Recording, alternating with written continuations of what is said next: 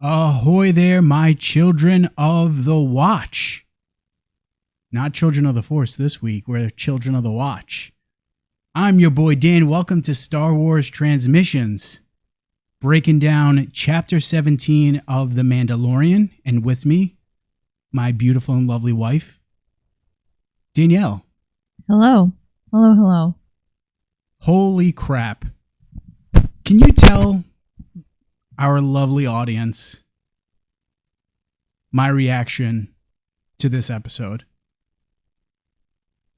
Via text message, I think it was OMG a couple of times. I don't know. I was just kind of envisioning or picturing the Jonah Hill gif that's like waving his hands, kind of screaming at the same time. Pretty close. Pretty freaking close. I cannot even begin to explain my excitement in watching this brand new episode of The Mandalorian. I can't even begin to tell you guys the poodoo eating grin I had on my face as we were getting the, like, I don't know what you would call it, where we see the helmets, like the visual before the episodes begin, the Star Wars episodes begin. The Disney Star Wars intro. Yeah. Like, man, just the biggest grin on my face at that moment. I was in paradise. So this morning was excellent, knowing that I got to wake up to a brand new episode of The Mandalorian and the frickin' Bad Batch, which, holy crap, we're going to talk about the Bad Batch a little bit. But before we get into any spoilers, this is your spoiler warning. Get those booty cheeks up out of here if you have not watched Chapter 17 of The Mandalorian. And also, if you haven't watched the latest episode of The Bad Batch, because we're going to talk a little bit about The Bad Batch. What episode is that? Is it 11 or 12? I think it's 11 for The Bad Batch. I think it's 11. Yeah. So this is your spoiler warning. Get those booty cheeks out of here. Go watch Chapter 17 and then come back and join Danny Girl and I as we break down this episode. So, man, I can't even begin to tell you how freaking much I love this episode. Bull Run, welcome to the chat, my man. Glad you're joining us. Glad to see you're here. So what were your overall impressions of this episode, Danielle? I thoroughly enjoyed it. It was a combination of, I think I was like super excited that we have Mando back. It's been a while to just have straight up Mando and not Boba. Super excited with some of the callbacks that we had in this episode, or some ties that we saw, and just some exciting things. I was super stoked on it. I completely agree. And Bull Run says in the chat, Bad Batch was amazing. Yes, Bad Batch was incredible. And what bums me out is it's going to be overshadowed by The Mandalorian, which is a bummer. I wish Lucasfilm pushed Bad Batch to a different day. Like, where they're doing that with Visions, why not? Visions is dropped. Well, it's dropping May 4th, so I guess that's a special day, but I wish they would do different days for The Mandalorian and the Bad Batch, but I'm going to digress there. But yes, Bad Batch was amazing. I was going to say, we watched Mando first, and then I was watching Bad Batch by myself, and I literally paused it about halfway through the episode and yelled to Dan in the other room, "Oh my God, this is almost criminal that they're doing it." I was so mad that Disney dropped them both on the same day. Yeah, you were definitely... I was amped. You were a little heated, girl. Yeah, the Bad Batch was great. So yeah, if you have not watched The Bad Batch, make sure to do so. So what do you think? Do you want to do a quick recap before we go into the episode and give some of our deep dives on what happened? Absolutely. Hit us with that recap, Daniel. All right, let's do it. So the episode opens on an unknown planet where we see the Children of the Watch. Our homegirl, the Armorer, has set up shop on this new planet. And we seem to be seeing a Mandalorian baptism, so to speak, during the opening parts of the episode. And a giant alligator / dinosaur attacks the Mandalorians, but our boy Din Djarin arrives and saves them in the nick of time. The armorer reminds Din he's been exiled, but Din vows to bathe in the living waters beneath the mines of Mandalore. Din and Grogu then set off for Nevarro and encounter frickin' Kuiil while in hyperspace. Once on Nevarro, they meet with our boy Greef Karga, and Din tells him that he needs IG-11 to be rebuilt so that they can help him on his journey to Mandalore. When Din's efforts to repair that droid fail drastically, they go to the amazing Anzellan droid smiths that tell Din he'll need a new memory circuit. Din and Grogu then head to the Mandalorian world of Kalevala, but encounter the pirate king Gorian Shard while en route. Mando and Grogu then arrive on Kalevala and meet up with our curmudgeon aunt, Bo-Katan Kryze, who tells Din that the mines of Mandalore are beneath the Civic Center in the capital city of Sundari. Hot damn. What a frickin' episode that was. What a great way to start off the season. I agree. We saw so many characters that we know and love. I thought it was kind of nice to just do a brief reintroduction, see Nevarro's glow up. This was awesome. Aussie Star Wars nerd, welcome to the chat, my man. Glad you're joining us. So let's pick up with my favorite part of this episode, which is a very brief moment in the episode, but hands down the moment that I was like, I was literally yelling at my TV, oh my God, oh my God, oh my God. So while Din and Grogu are heading to Nevarro, they're in hyperspace, which I learned today. I didn't realize hyperspace tunnels are also called SIMU tunnels, SIMU, tunnels. So what we see them in is called a hyper tunnel or a SIMU tunnel. And so I love this scene because any hyperspace always looks so dope. And I feel like as the technology has gotten better, it looks even more baller every time we see it. We see frickin' Kuiil. And that moment was so incredible. We're both fans of Star Wars Rebels. So seeing this moment just felt so frickin' special to those of us that have watched Star Wars Rebels, know about the Kuiil.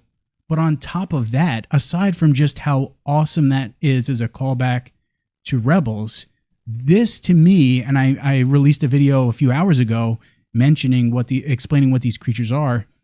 This to me is 100% it's kind of planting those seeds of what's to come in this time period that they're going to be exploring with all the shows that are coming, with the crossover of the characters from Rebels. So Sabine Wren, Ezra Bridger, Ahsoka, and frickin' Thrawn. I know. My hands like flew up to my face in shock when I saw the TV when they came out. I was like, oh my God. I was so excited. Could we also talk about how like Din is completely unbothered by the Kuiil, like doesn't care at all, and our boy Grogu is like a little scared? Is he unbothered or does he not notice them? How could you miss though? I mean, look at the size of their starfighter compared to the Kuiil, right? I guess my thought was maybe he was asleep because, and this is why that's a good point. When Grogu crawls in the little cockpit and gussies up and looks like he's about to take a nap on his chest, Din is kind of like head cocked to the side a little bit, like looked to be a little relaxed. So my thought is I took it as Din is asleep and Grogu was seeing this amazing thing on his own, and then he's like, okay, this is great, now it's nap time. That could be. We don't know if he was sleeping or not. Whether he was asleep or not, I love Grogu's reaction. Grogu's reaction was just like, what are these things? And then he goes through his like little cubby hole to get into the cockpit and snuggle up with his dad. Oh, how incredible. The only thing I absolutely love Din's new ship. The only thing is, and we're probably not going to see him. My thought would be we're not going to see him hunt for bounties this season, at least until he gets he absolves himself in the eyes of the armorer, which we're going to talk about later on. But where the hell are those bounties when he freezes them in carbonite or he's transporting them? How are you getting bounties across the galaxy in that starfighter? I don't think he's worried about that right now. I don't he think needs so. to get his life right, and needs to get his life right with Christ, bro. well, yeah, with the maker, bro. With the creed, life right with creed. And so let's talk a little bit about how this connects to Rebels and how this could connect to the bigger picture of what Lucasfilm, Jon Favreau, Dave Filoni are doing with all of these series. So I'm going to skip through some of these images. So as I mentioned, Purrgil first appeared in Star Wars Rebels in season 2, episode 15. It was the episode called The Call. I think it's called The Call, the name of the episode. And there are these spacefaring species, this semi-sentient species that are able to, you see the bottom of that image is this gas called Clauson 36. They're able to consume that gas, and that gas they're able to turn into hyperfuel to be able to naturally travel through hyperspace, which is so dope. And so we see them a couple of times throughout Star Wars Rebels. The big thing is that in the series finale of Rebels, as the Ghost Crew and the individuals fighting to liberate Lothal, they're fighting Grand Admiral Thrawn in the 7th Fleet, the Imperial 7th Fleet, and Ezra uses the Force to connect to a group of Purrgil, who then latch on to Thrawn's Star Destroyer and jump to hyperspace with Ezra and Thrawn still in the Star Destroyer. And so a lot of fans have been theorizing ever since Ahsoka, which let's show that image, ever since Ahsoka appeared in The Mandalorian in season 2 and says, "Where's Grand Admiral Thrawn?" People have been assuming that once we get the Ahsoka series, it's basically going to be like a sequel, so to speak, for Rebels, that we're going to see Sabine and Ahsoka teaming up, looking for Thrawn and Ezra. And that, to me, even though this is a very quick little like nugget in this episode, is just another feather in the cap, because we know, right, in the Ahsoka series, we know that Sabine Wren is going to appear. We know that Ezra is going to appear. I think has it been announced that Hera is going to appear? I think so, but I'm not 100% sure on that. But yeah, this to me is just another feather in that cap of that theory that Grand Admiral Thrawn is probably going to be the overarching villain that's going to span these several series. And so that just made the appearance of the Purrgil even that much more dope. It's just all about setting up that connective tissue, just making sure that, and kind of like connecting the Rebels, the animated series, to these live action series. And I think it's going to be really exciting. We got some fun things coming our way. I'm going to go back for a second, because in the chat, Bullrun said something that I think is pretty sweet.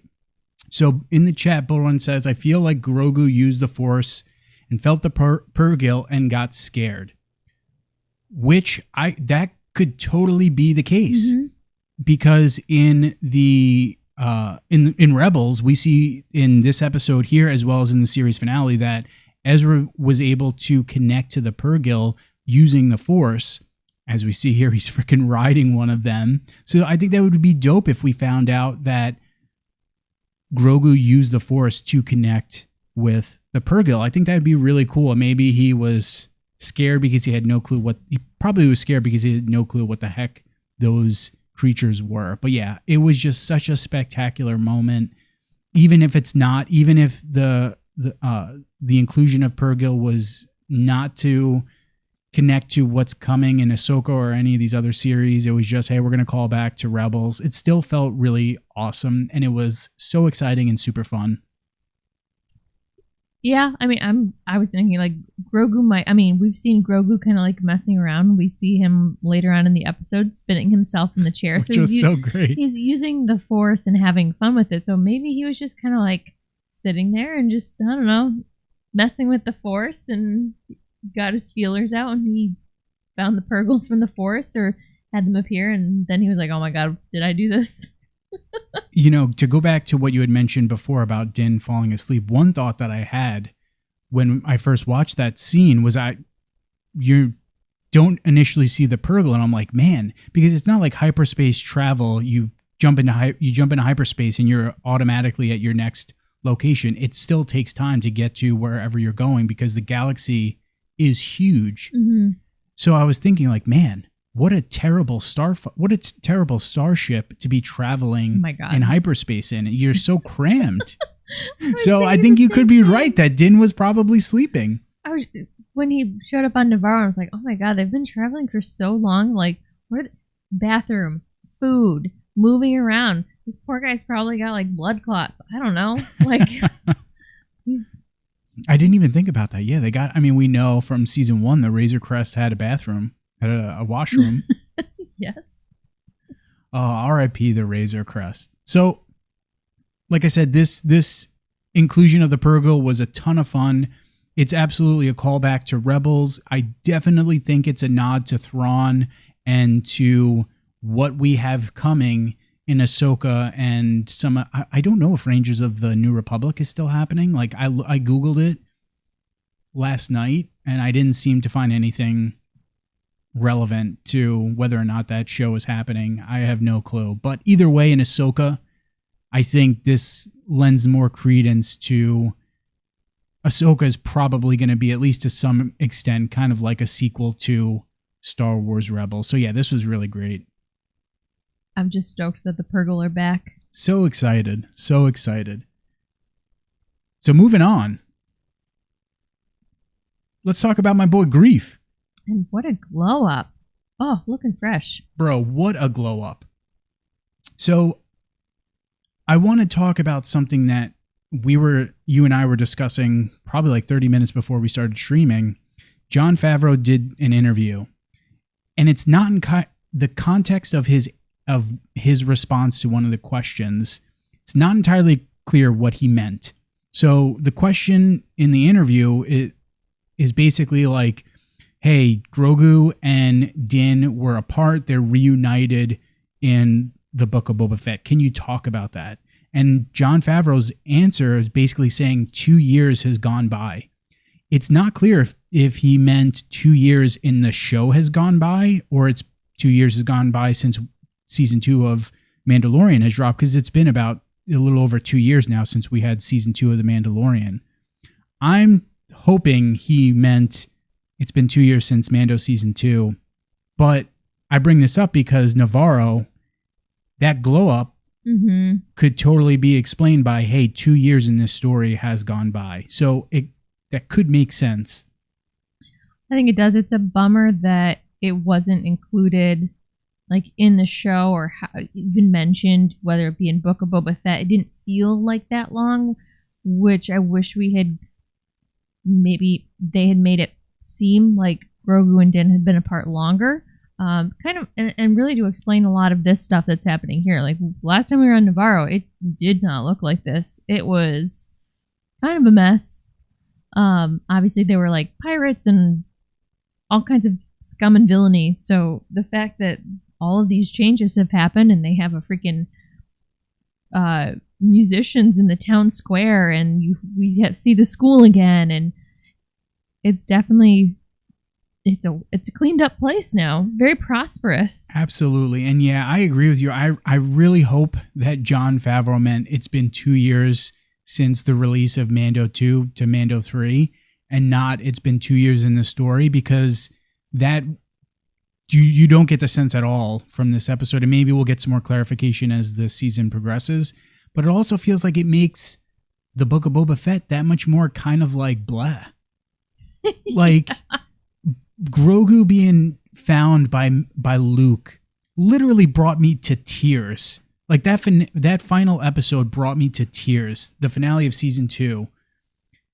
And as great as Din and Grogu reuniting was in the Book of Boba Fett, like knowing that, hey, maybe 2 years went by, or maybe a year and a half with that show, between the end of season 2 to that show, you never got that sense in the Book of Boba Fett whatsoever. So that, I will say, it would be a bummer, but it would make sense for Nevarro, because like you said, Nevarro is completely glowing the F up And like we got the scene with the pirates, and I had asked you this when we were watching it. Is that pirate vein implying that Greef hired those pirates to basically clean up the streets of Nevarro?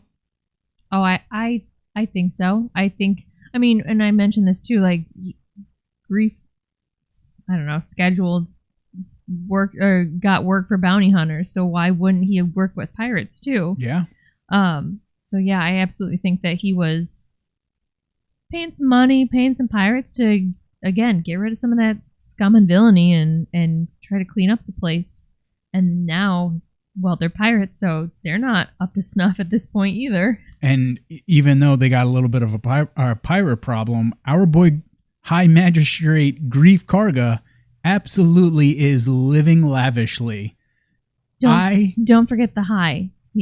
The difference between High Magistrate and Magistrate. Yes, I love that he made sure to clarify that multiple times. But dude, I love that he's got droids that literally carry his cape. And so I love, and I don't know if you got this sense at all, but to me, I felt like there's definite similarities between Greef and Lando. Right? Lando and Greef both came from this kind of like scum and villainy, kind of shady backgrounds. They become magistrates of their own like outposts, basically. Mm-hmm. Kind of clean up. They're still like badasses. But like to live a lavish life. But like to live lavishly. Like to have a cape. Like to have a droid. Two droids carry their cape as they're going about. Like, love it. They have a flair for extravagance, a flair for the dramatics, if you will. I love it. But yeah, you caught the droids earlier than I did. I only saw them once he turned around and we got this scene here. It's like, oh my God, that is so great. And I loved this moment where we get the shots of Nevarro, and you see in the background multiple different aliens. We get the scene of the chef droid from the Book of Boba Fett. We see Kowakian monkey lizards hanging about in a tree. You and I initially thought that there was a convor hanging out on the statue of IG-11, but I don't think that's the case. And after watching the episode again, but yeah, seeing Nevarro in its best life was pretty fun. And you hear Greef talk about how business is booming on Nevarro because of the fact that they're along the trade route called the Hydean Way. Thank you, the Hydean Way, which I love. And so we find out that our boy Din. You know what? Before we go to Din, I feel like let's address this schmohawk, Cara Dune. At least I will say I'm glad they at least touched on it. Like, hey, Cara Dune at this point, she's not going to be in this. She's not going to be around anymore. She's been picked up by the New Republic, and she's been recruited to become special forces. I'm glad they did it. I'm glad it was literally like a line. Like, we're going to touch on it, and we're going to go the other way. Yes, and I at the same time, they quickly touched on Moff Gideon, and I had said to you, "Oh, does this mean Moff Gideon is not going to be in the series?" And you had dropped some knowledge on me. Oh, oh my gosh. Giancarlo Esposito was at the California premiere that was last night. I mean, they had a big Mandalorian premiere, so I'm hoping. It seemed like Bill Burr was there, obviously, Pedro Pascal and Rosario Dawson, and oh my gosh, Peli. Amy Sedaris. So it was like all the big stars that have been in the show, and I'm hoping that means that they still will be in the show. Yeah, so it was a big night, and it seemed like most of the stars showed out. So fingers crossed. I'm hoping that we're going to see Giancarlo Esposito appear again throughout the season at some point. My thought is we might not, because it seems to be that this series is going to be more specifically about Mandalorians. So we might not get Giancarlo Esposito, or we may get a short amount of time with Giancarlo Esposito in the season. But as I meant, when you told me that, I'm like, oh, they could easily make a story where Moff Gideon he escapes from a New Republic prison, or he escapes before he has to go through this tribunal. The Empire comes and breaks him out, whatever it could be. I think you could very easily fit him back into the story. Because Giancarlo Esposito is like one of the best villains ever, acting wise. He is terrifying. Watching him in Breaking Bad is like absolutely terrifying. Or The Boys. Yeah. I mean, we can probably just make a list. Aussie Star Wars nerd talking about the bird that we saw in IG-11 statue.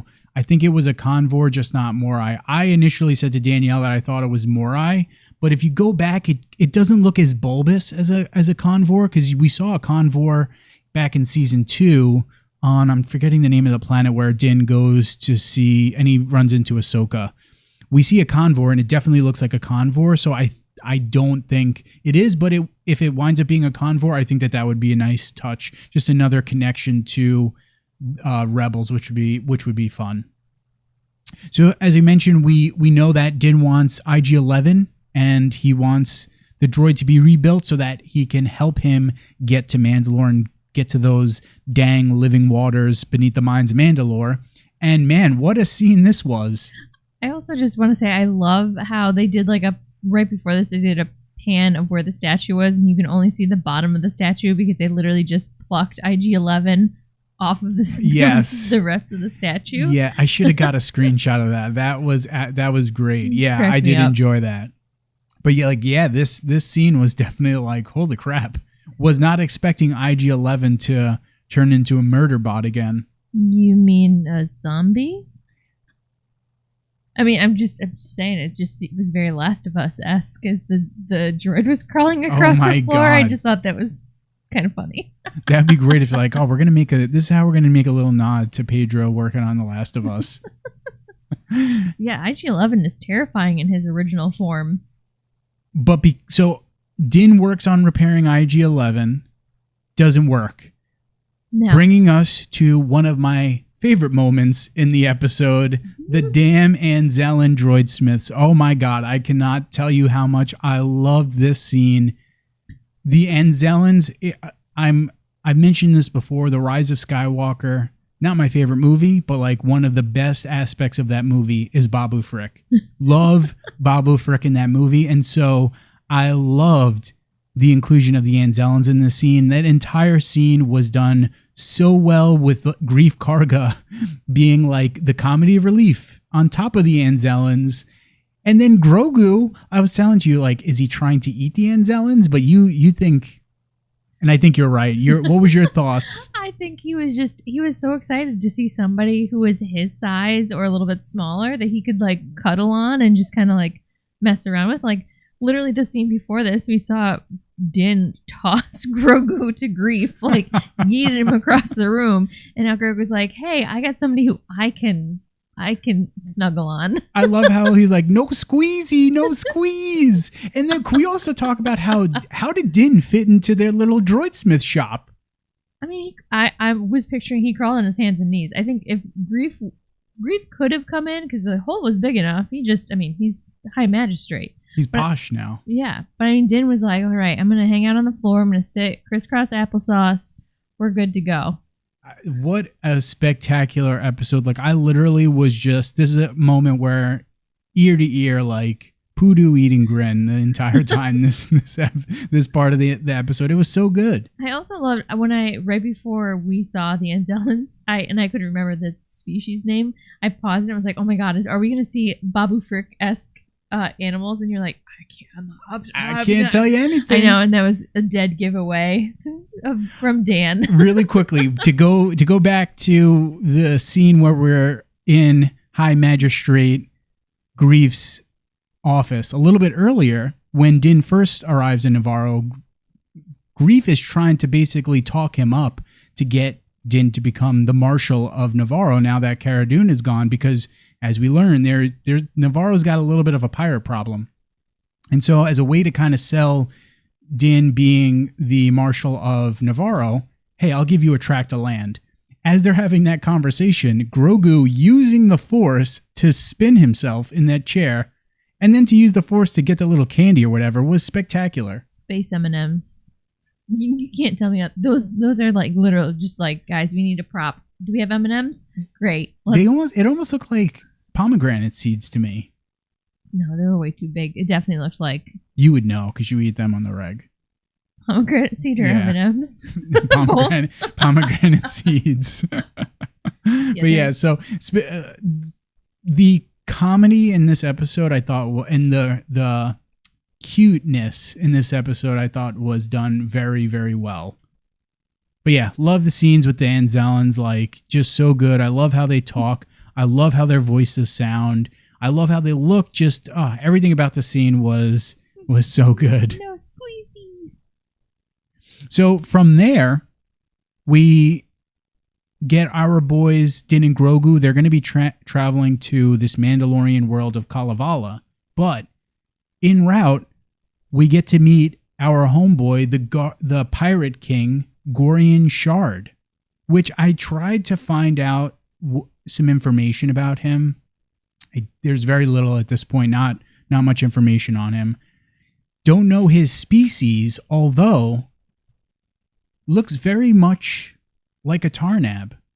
And there's not a lot. Tarnabs haven't appeared very often in Star Wars. It's like the Phantom Menace and the High Republic, I think, and that's pretty much it. You could see the similarities in the face, but I don't see horns, unless that's like, I don't know. But yeah, I told you he looked like Long John Silver. Yeah, or were you thinking of the guy?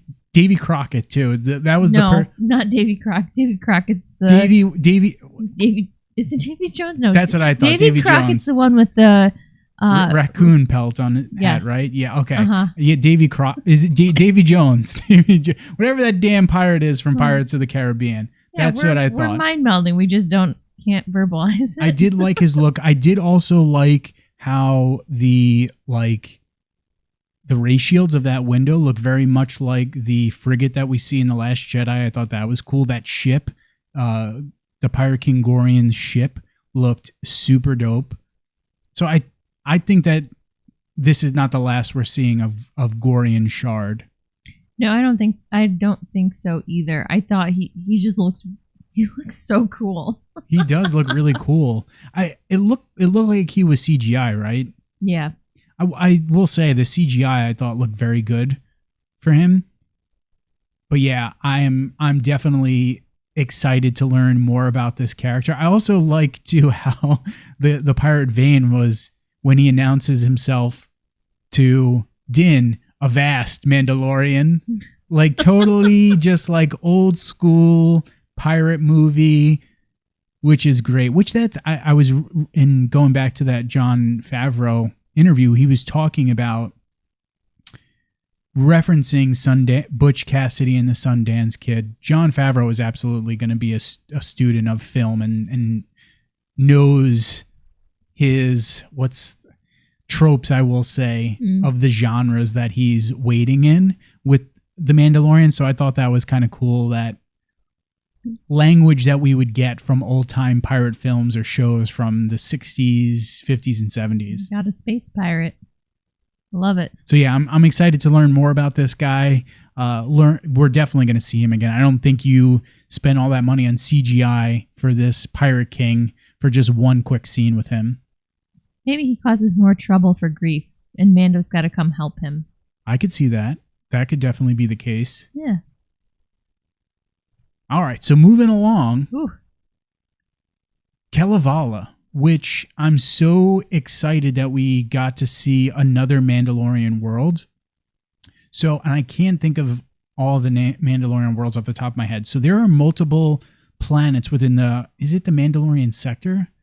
Whatever sector of space that Mandalore is in, there's a bunch of different planets that Mandalorians basically live on that are considered Mandalorian planets. So there's Crownest, there's Mandalore, Kalevala is another one, which this, to me, I had mentioned this to you, I'm thinking this is the homeworld of House Kryze. In Star Wars Rebels, we see that Crownest is the homeworld of House Wren, which is the house that Sabine Wren from Rebels comes from and her family's from. So my thought is that Kalevala is the homeworld of House Kryze, so Bo-Katan Kryze and her sister Satine, and that this would be Castle Kryze, although we don't know, it's an unidentified castle at this point. I'm down for it. I think that's. I'll jump on that explanation wagon.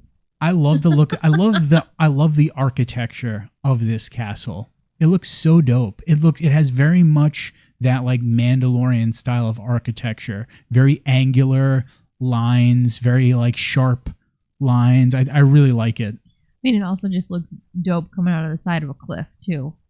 Like, I feel like that is just that's a power move right there. You know what you want to know what, when I took this screenshot, you want to know the first thing that popped into my head? What? Game of Thrones.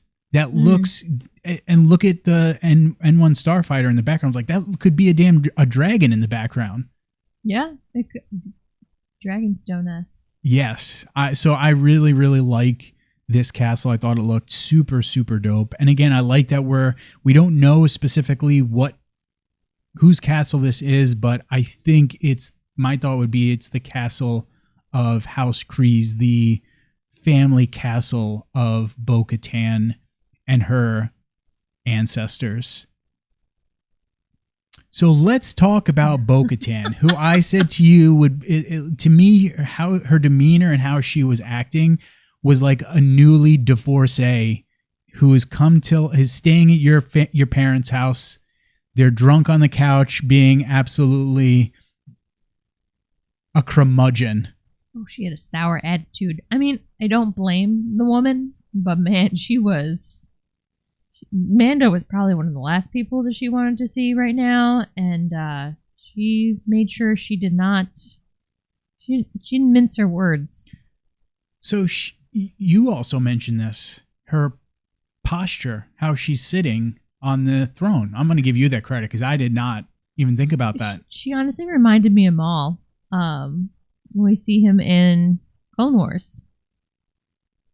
I don't know. Again, being salty a little. She's a little not feeling the need to be prim and proper right now because she is very upset. Which I don't get. I don't understand. To me, the nerve of Bo-Katan too. She's talking about Mandalore and its destruction to Din, and she's saying that basically it was Children of the Watch and those splinter factions. Like, bro, you were in Death Watch. You were part of the reason why the Children of the Watch are a thing. The nerve of her. I know. She's just pointing fingers at everybody but herself. Yeah, I definitely thought that too. I was like, "Ooh, yeah, she also made a comment about Din's ancestors. Like, why didn't you do this?" And I was like, "Bro, he was a little kid." I was gonna say he wasn't there or didn't have anything to do with it. So we know that Din was a child by the events of the Clone Wars, right around that time. So the Purge of Mandalore were I think a good estimate would be like 0 BBY. Din was probably in his like early 20s, early teens. Excuse me, not teens, early 20s, late teens would be my thought.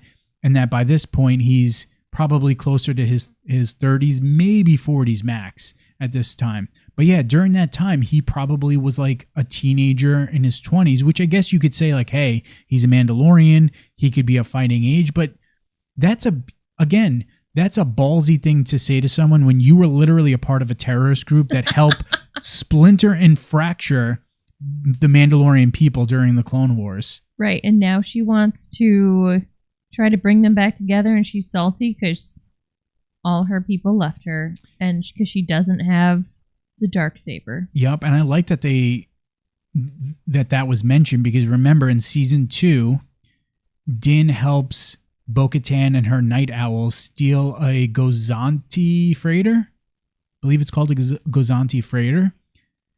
And at the end in the finale of season 2, she refuses to take the Darksaber, knowing what that would mean if she accepts the Darksaber without fighting Din. What would happen to her again? Because when she in Rebels, she accepts the Darksaber from Sabine Wren without having to duel her.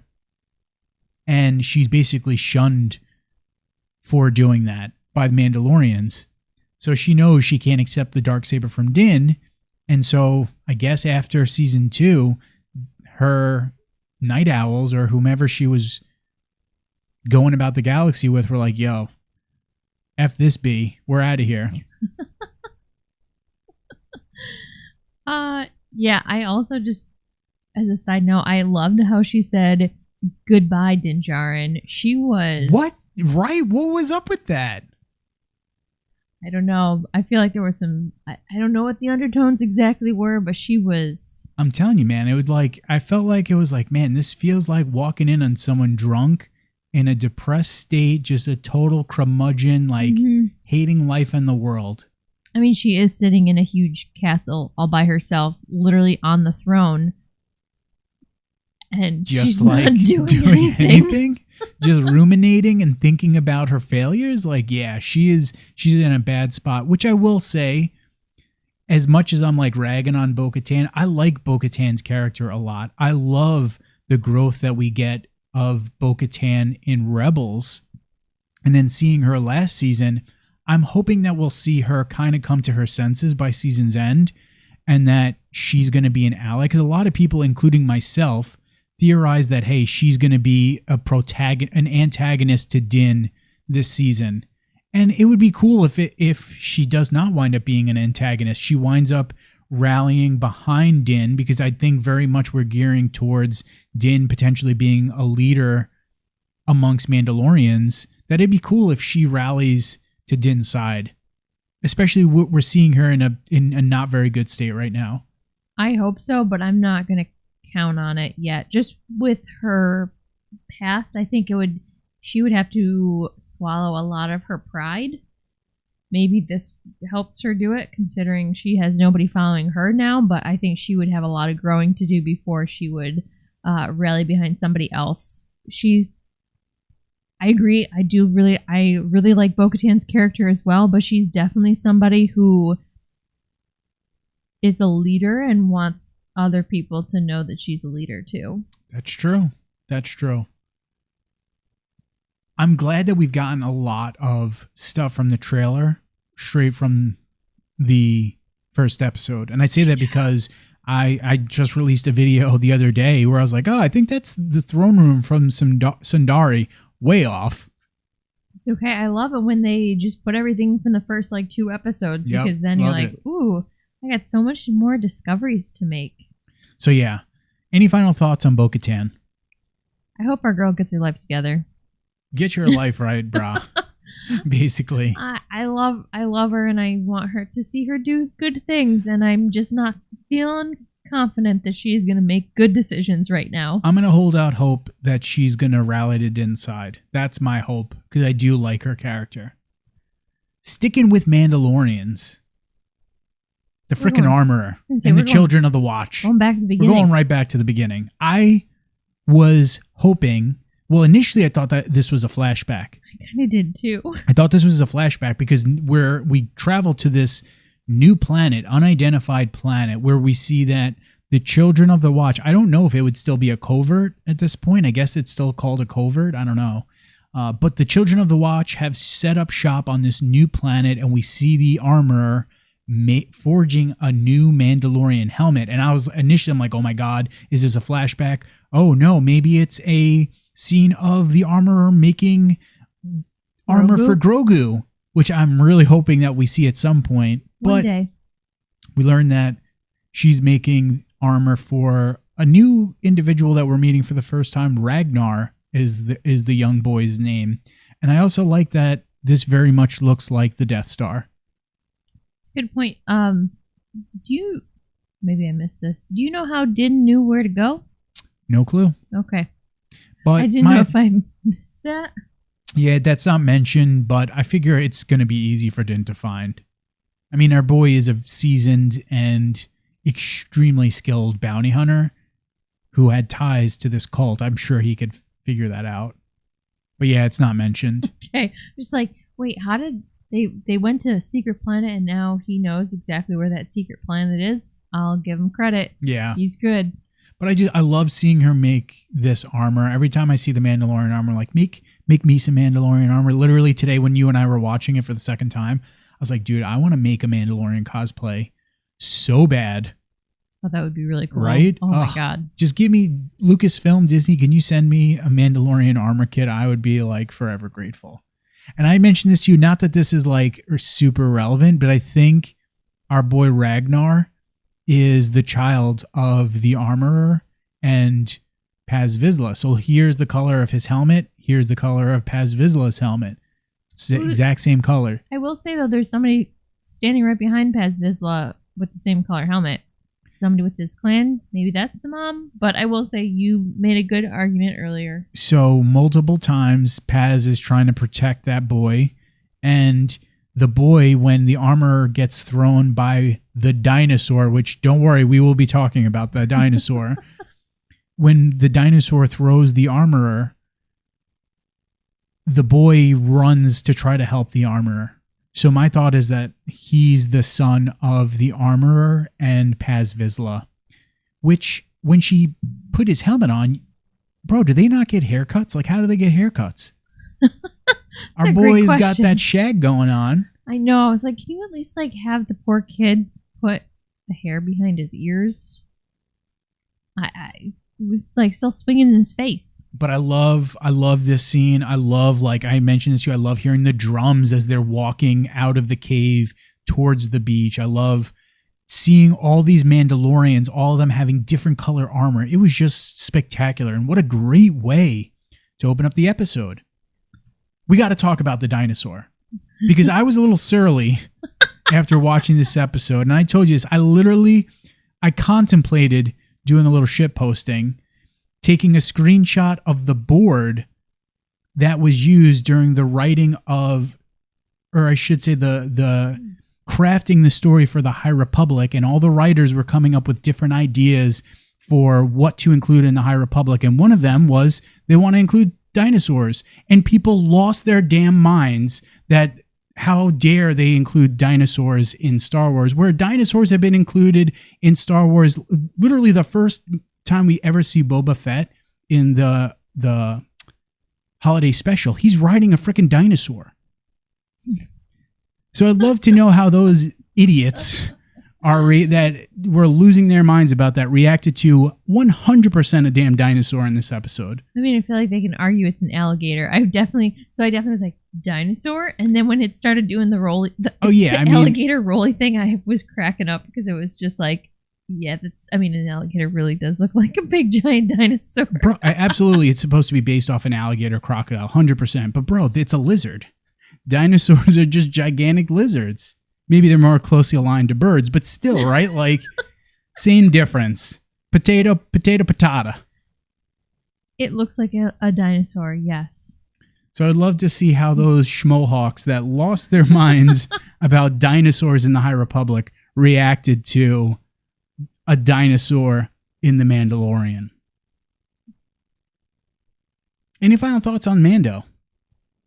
I'm so happy that Mando's back. I can't believe it's been 2 years since we actually saw Oh my God, I know. Mando. Grogu's back in my life. I celebrated by putting my Grogu sweatshirt on today as soon as I got home from work. So I'm... Damn, I'm rocking my second sister hoodie. I wanted to rock my Mandalorian hoodie and I forgot. At least I got my Mandalorian shirt on underneath my second sister hoodie. I forgot to put my Mando shirt on. But yeah, I at least have the Grogu sweatshirt. Yeah. I'm so excited. I'm so excited it's back. I'm so excited. Like I said, smiling from ear to ear, guys. I was so excited just when we got the little montage of the helmets at the start of the episode, that little animation. By the end of the episode, I was so happy. I felt so giddy. And then we still had the Bad Batch. Oh my gosh. Which I sadly didn't have time to take any screenshots for the Bad Batch. We got a little bit of time, so we'll try to make this quick. Spoilers for the Bad Batch. Spoilers for the Bad Batch. The Bad Batch are picking up where they left off last episode, getting in Sid's buns hole, which I'm so glad that they were like, yeah, they were not hearing Sid's BS. Give it back to her. And they were able to get more of a cut. Sid tells them, hey, I've got a lead on some potential cargo. The ship has crashed. Go check it out. Bring it back to me. I'll give you 50% this time of the take. They show up to this planet where this ship has crashed, and they find out a frickin' clone Zillo Beast is on the planet. I was so happy. Oh my God, same. When I was like, that looks like a Zillo. Oh, that looks like as soon as baby Zillo beast. As soon as I saw it, I was like, oh my God, that's a baby Zillo beast. Which, tell me that is not meant to be an homage to Alien. Oh my God, no, it absolutely was. There was definitely a lot of, I feel like Alien references and lots of like horror type movie references, especially like even the opening where we have the ship and all the steam and everything. Yep. And there's just one clone commando running around. This lonely little, the stick. High voltage electro staff. Thank you. Yes, the high voltage electro staff. I was working on the Q&A last night, and I told Danielle, I'm like, my God, I have useless Star Wars so much useless Star Wars information in my head. It's ridiculous. But yeah, high voltage electro staff. Thank you. I appreciate it. I knew you'd have an answer for me. Yeah, I thought it was such a cool episode. Loved the horror elements. Loved the alien references. Love that we saw the Zillo Beast again. And I think we have a new baddie. Yeah. Oh, what's that guy's name? Something with an H. The scientist, because essentially we return to Mount Tantus, which is where we see the finale of the first season. That's where the episode ends with Lama Su. I always mix up Lama Su and Nala Se. Who's the female? Who's the scientist? Nala Se is the scientist? Yep. Nala Se is the female scientist who likes and Lama Omega. Su is the former prime minister. So at the final scene of season 1, Aussie Star Wars nerd, my boy, Dr. Hemlock. I was going to say Hightower, and I knew that wasn't right. Yeah, thank you. So I love that we return to Mount Tantus. I love that we see the Empire. They're still up to some shady business. Bull Run mentioning Death Troopers. I definitely think we're going to see the birth of Death Troopers in the Bad Batch. And so what we find out in this episode is that direct order from then Chancellor Palpatine cloning that Zillo Beast, which is a callback to the Clone Wars season. Is it season 2 or 3? I don't remember. I think it's season 2. Because their armor, a Zillo Beast's armor, is impenetrable to lightsabers. So, of course, that would be valuable technology to harness for Palpatine at the time. But even still, under the Empire, if you can make armor that is impenetrable to lightsabers, it's going to be impenetrable to pretty much anything. And so the Empire is doing some shady stuff. And you hear at one point Lama Su talking to Dr. Hemlock about the experiments and the testing that they were doing on Kamino, which to me gives credence to I'm going to die in this hill. I 100% think that the Kaminoans were helping Sidious create potential Force-sensitive clones or vessels, which we would see later on a couple decades in the future during the events of the sequel trilogy. So I love that we saw that because I think it's just so dope. Even if it's not, just the fact that we know the Empire is doing some shady stuff. They're using Zillo Beast to do it and they're cloning Zillo Beast. It was just a wild freaking episode. It was so dope. It really was. Oh my gosh. I also feel like it just showed how nefarious they are. Like taking the freaking villagers that had nothing to do with anything and loading them up. Like, dude. Oh, who saw them? And yeah, I feel like that was an implication that they're dying. My thought would be either all those villagers are getting murked or they're being put into like labor camps or prisons. Yeah, I agree. I don't think nothing good is going to be coming to those villagers, sadly. I love the fact that we got the clone commanders too. They look so dope, the clone commanders. So I really enjoyed this episode. I love the part where Tech tells Omega that the crew had all been eaten. And Omega is horrified, rightfully so. I mean, she said it like twice. That they were eaten.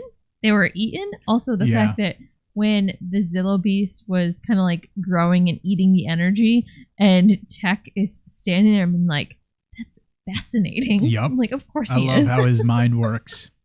Now, the one other takeaway from the episode, like we talked about last week, the Bad Batch are starting to basically, they're going to be, I don't want to say turning away from their lifestyle, but as we see at the end of the episode, they're sending information on the Zillo Beast to Echo and Rex. Further example or more proof that they're going to start getting into this larger fight against the Empire. Probably by season's end, we're going to see them teaming up with Recco and X. I think that's... Did I say Recco and X? You did. Echo and Rex. I think that's coming, especially when you consider what happened at the start of the episode.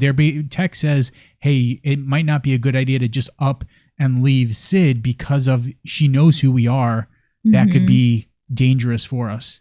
No, now if they are coming after Omega, I feel like that'll be another good reason to have more clone troopers to come and maybe protect her or break her out or save her in some way.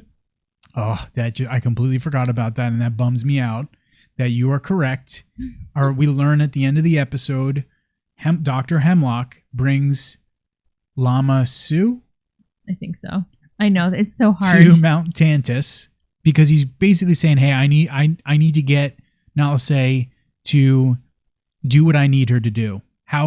Give me information that's going to get her to budge."